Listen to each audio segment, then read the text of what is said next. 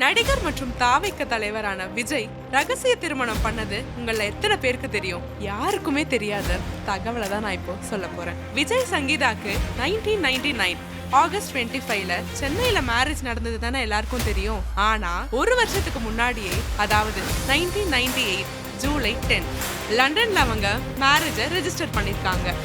இத்தனை நாளா மூடி மறைச்ச இந்த உண்மை இப்போதான் வெளியே வந்திருக்கு.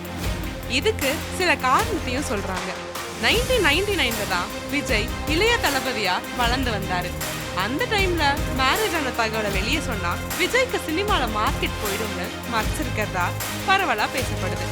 இன்னொரு பக்கம் சங்கீதாவோட ஃபேமிலி லண்டன்ல மேரேஜ் பண்ணி வைக்க ஆசைப்பட்டதாவும், ஒரு வருஷத்துக்கு அப்புறம் இந்தியால முறையா சடங்குப்படி இங்க திருமணம் நடந்திருக்குன்னு ஒரு தரப்பினர் சொல்றாங்க. சரி, இப்போ எப்படி இந்த விஷயம் வெளியே தெரிஞ்சிருக்குன்னு யோசிக்கிறீங்களா?